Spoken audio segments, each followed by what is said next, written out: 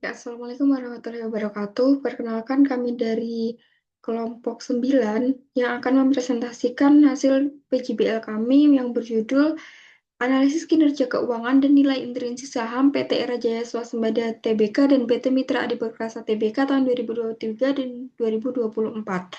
Kami beranggotakan saya sendiri Maratus Soleka NPM 4097, Teresia Devi Wahyu Andini NPM 4137, dan Silva Amelia NPM 4192. Selanjutnya akan disampaikan oleh Mbak Silva.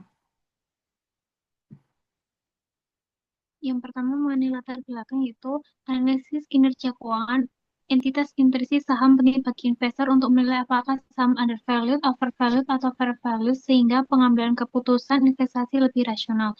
Yang kedua, PT Era Jasa Swasembada fokus pada distribusi dan retail elektronik dengan penjualan ponsel atau tablet sebagai pendapatan utama. Yang ketiga, PT Mitra Adi Perkasa fokus pada retail fashion dan lifestyle dengan portofolio merek internasional dan jaringan luas. Nah, kedua perusahaan ini dibeli karena visibilitas tinggi di pasar modal, laporan keuangan transparan, serta representatif untuk menganalisis dinamika sektor retail di Indonesia. Next.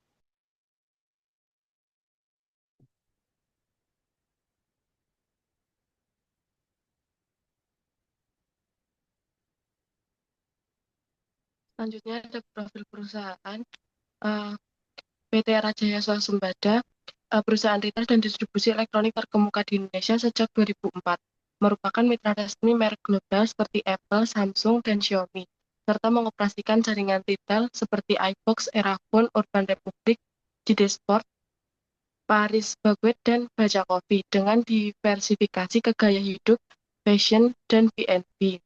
Strategi berfokus pada ekspansi digital, peningkatan pengalaman belanja offline, dan kolaborasi strategis didukung komitmen pada pengembangan SDM melalui Era Jaya Corporate University dan program pendidikan vokasi serta penerapan tata kelola perusahaan yang baik atau GCG. Sementara upaya berkelanjutan terus dikembangkan meski data kuantitatif serta keberagaman dan daur ulang masih terbatas. Lalu profil perusahaan mitra di Perkasa, retail gaya hidup, omni, om, omnichannel, terkemuka sejak 1995, mengelola lebih dari 150 merek internasional seperti Starbucks dan Zara, dengan 3.730 gerai di Indonesia dan ekspansi ke 5 negara di Asia Tenggara. Pada 2024 membukakan pendapatan sebesar 37,8 triliun dan laba 2,1 triliun. MAPI menerapkan GCG dan strategi ESG termasuk pengurangan plastik sekali pakai, penanaman mangrove, akses air bersih, program pendidikan, serta pemberdayaan 602 UMKM. Perusahaan patuh pada regulasi data tanpa pelanggaran privasi di 2024 dan meraih peringkat ESG A dan MSCI. Baik, selanjutnya kita masuk pada analisis fundamental dan intrinsik saham. Yang pertama kita akan membahas dari earning per share dari Era sendiri, yaitu nilainya adalah naik, yang menunjukkan bahwa keperbaikan profitabilitas serta keberhasilan manajemen dalam meningkatkan laba bersih. Sedangkan IPS MAPI sedikit menurun yang mengindikasikan adanya tekanan pada laba bersih meskipun nilainya masih berada pada level tinggi sehingga menunjukkan profitabilitas dari MAPI tetap kuat. Selanjutnya dari harga saham Era sendiri turun yang mengindikasikan pelemahan harga saham lebih dipengaruhi faktor eksternal dibandingkan kinerja operasional, serta kemungkinan bahwa saham Era berada dalam kondisi undervalued. Sedangkan MAPI juga terkoreksi sehingga mencerminkan respon pasar terhadap pelemahnya profitabilitas perusahaan. Sedangkan pada price earning ratio, Era sendiri mengalami penurunan price earning ratio sehingga harga sahamnya menjadi lebih murah terhadap laba yang dihasilkan dan mengindikasikan valuasi yang semakin menarik dan potensi kondisi undervalued.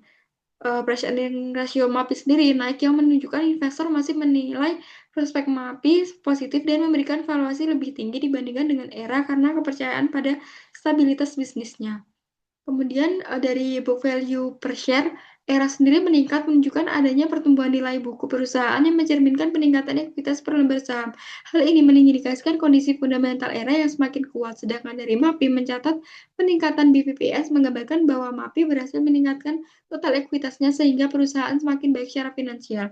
Kemudian dari sisi dividen, Era membagikan dividen sebesar 268,3 miliar rupiah, meningkat dengan tahun 2024 menjadi 299,88 miliar rupiah, mencerminkan kemampuan perusahaan menghasilkan laba yang stabil dan komitmen dalam memberikan imbal hasil. Nah, kemudian dari sisi MAPI membagikan dividen sebesar 132,31 miliar rupiah, naik tahun 2024 menjadi 166 miliar rupiah yang menunjukkan kinerja keuangan cukup sehat, menjadi sinyal bahwa perusahaan memiliki arus kas kuat dan menjaga konsistensi kebijakan pembagian dividen. Kemudian dari sisi dividen per share, Era mencerminkan peningkatan kemampuan perusahaan dalam menghasilkan laba yang dapat dibagikan kepada investor dan kondisi keuangan yang stabil. Dari sisi MAPI juga mengalami peningkatan kenaikan DPS yang meskipun peningkatannya tidak sebesar dari Era, tetap menunjukkan komitmen perusahaan menjaga kebijakan pembagian dividen serta kinerja laba yang cukup baik. Kemudian dari sisi dividen yield, Era sendiri meningkat menunjukkan bahwa imbal hasil dividen yang diterima investor dari harga saham Era menjadi lebih tinggi, sehingga saham Era semakin menarik bagi investor yang berfokus pada pendapatan dividen. MAPI, dividen yield mencatat kecil menunjukkan bahwa fokus utama perusahaan bukan pada pembagian dividen yang besar, melainkan pada sisi strategi reinvestasi dan ekspansi bisnis. Meskipun demikian, tetap adanya kenaikan kecil dari dividen yield mengindikasikan keberlanjutan komitmen perusahaan kepada pemegang saham meskipun nilai dividen relatif lebih rendah. Selanjutnya ada rasio likuiditas. Untuk Era sendiri di 2023 didapat 1,35 dan 2024 1,44. Meningkatnya kurang rasio menunjukkan penguatan kapasitas perusahaan dalam memenuhi kewajiban jangka pendek, sehingga kondisi likuiditas Era semakin stabil dan berada pada tingkat yang memadai. Lalu untuk MAPI pada 2023 ini dapat 1,25 dan 2024 1,22. Penurunan rasio mengindikasikan sedikit melemahnya likuiditas perusahaan, walaupun secara keseluruhan aset lancar masih cukup memadai untuk menutup kewajiban lancar.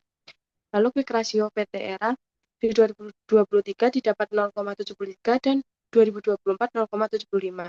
Kenaikan quick ratio mencerminkan perbaikan kemampuan perusahaan menutupi liabilitas lancar tanpa ketergantungan besar pada persediaan, meskipun nilainya masih mencerminkan likuiditas yang moderat. Untuk MAPI di 2023 didapat 0,77 dan 2024 0,65. Penurunan signifikan menunjukkan berkurangnya likuiditas cepat dan meningkatnya ketergantungan pada persediaan dalam pemenuhan kewajiban jangka pendek.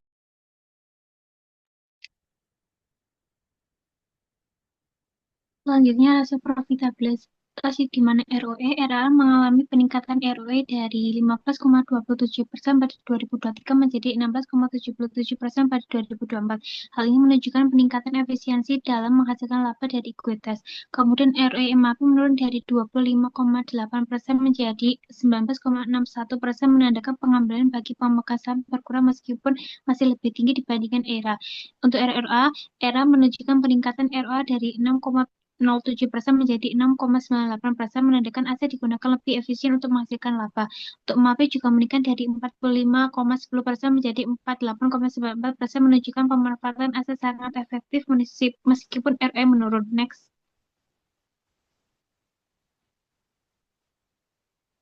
Selanjutnya rasio aktivitas yaitu perputaran persediaan, yaitu ERA memiliki perputaran persediaan yang lebih tinggi dibandingkan MAPI, yaitu minus 6 pada 2023 menjadi minus 6,48 pada 2024. Sedangkan MAPI hanya minus 2,57 menjadi minus 2,53.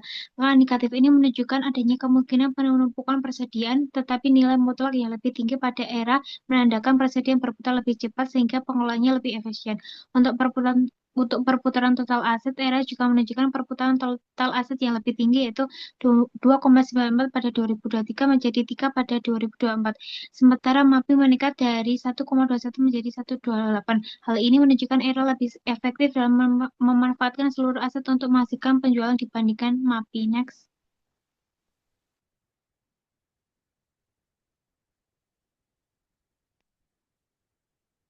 Kesimpulannya, PT Era Jaya Swasembada menunjukkan performa yang lebih menarik dibanding PT Mitra di Perkasa. Era memiliki pertumbuhan laba dan dividen lebih tinggi, valuasi saham lebih murah, sehingga layak dipertimbangkan bagi investor yang mencari kombinasi pertumbuhan laba, return dividen, dan peluang capital gain. Sementara MAPI dengan valuasi lebih tinggi dan return dividen relatif rendah, sehingga lebih sesuai bagi investor yang memprioritaskan stabilitas profitabilitas daripada pertumbuhan.